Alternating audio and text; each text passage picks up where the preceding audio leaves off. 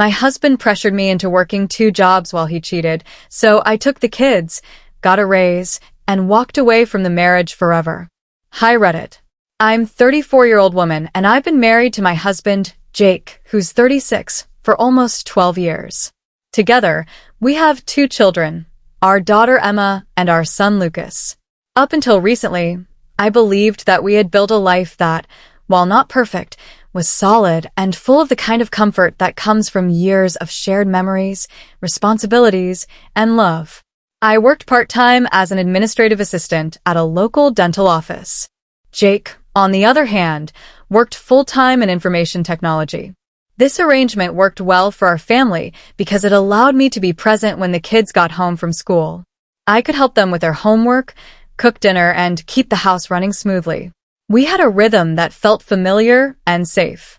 About 6 months ago, Jake started making comments that made me question the stability I had always felt in our home. He became fixated on our finances in a way that felt unusual.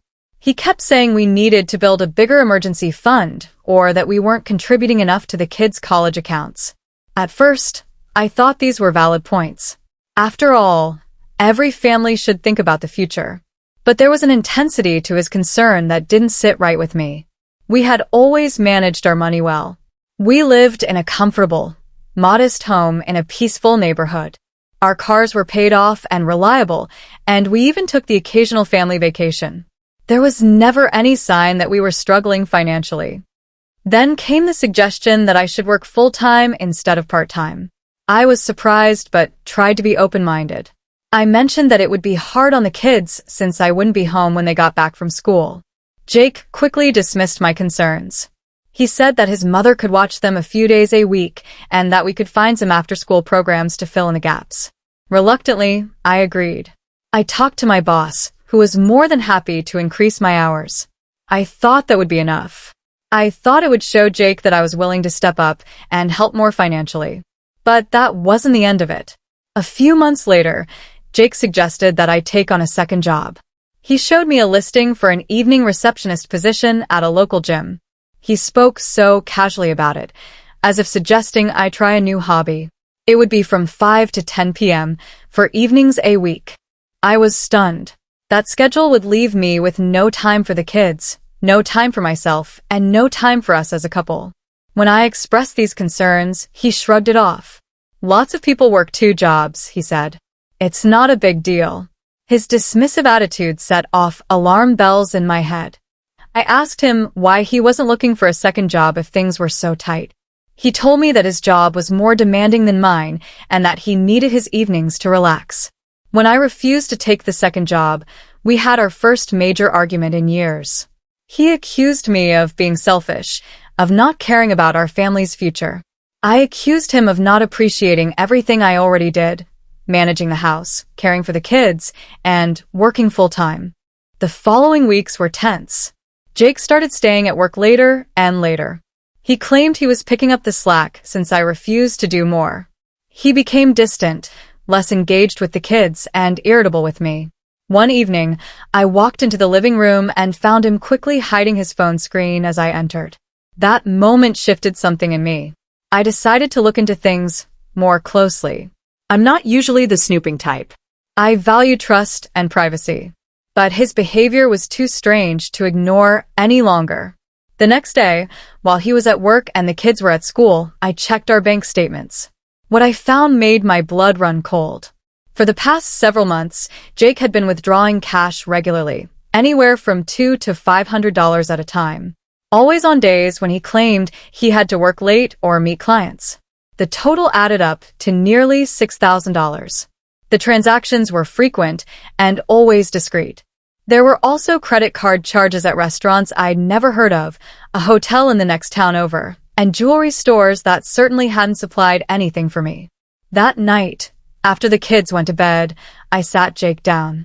I showed him the bank statements and asked him calmly where the money was going. His initial reaction was to get angry. He said I had no right to go through our finances without his permission. That word, our, set me off. I laughed. If they were our finances, then why was I being kept in the dark? Why was I being pushed to work myself to death while he spent thousands on God knows what. He tried to explain that they were business expenses he'd forgotten to submit for reimbursement.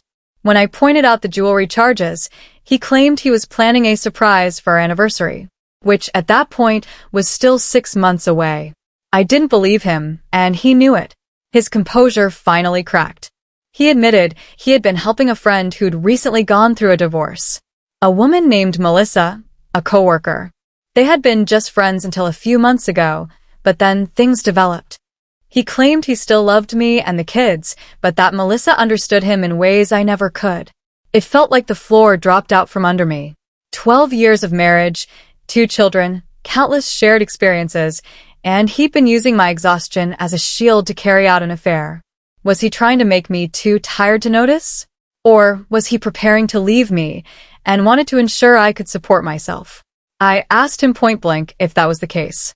Was that why he wanted me working 2 jobs? So he could exit cleanly while I carried the load alone? He didn't answer. And that silence was all the confirmation I needed. That night, I slept in the guest room. My mind was a storm of thoughts.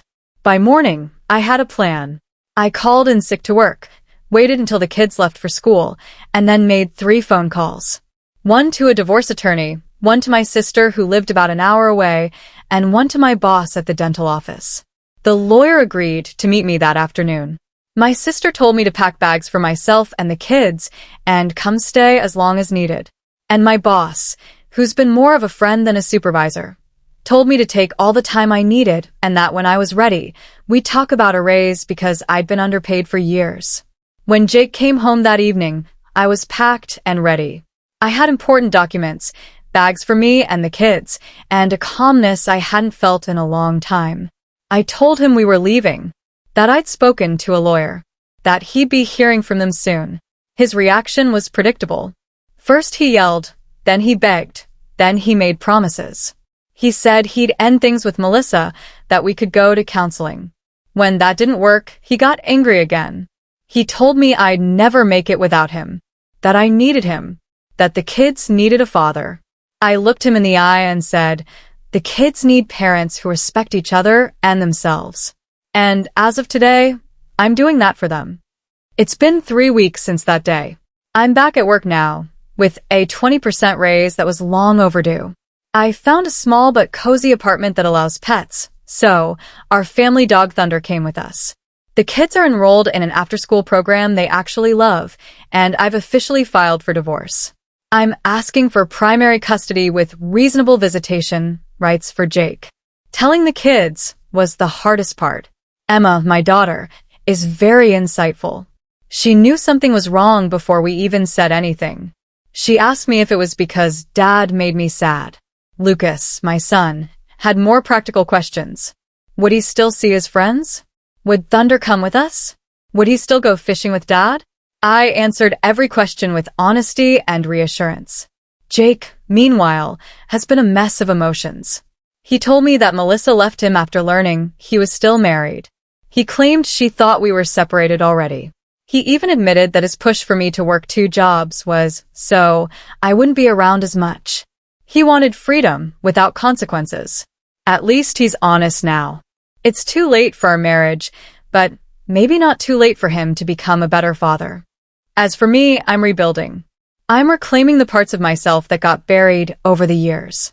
I'm catching up with old friends, considering online courses to advance my career, and most importantly, showing my children that self-respect is not optional. I never wanted this life. I never wanted divorce. But I'd take this honest life over a comfortable lie any day. And strangely enough, most days don't feel like a struggle anymore. They feel like freedom.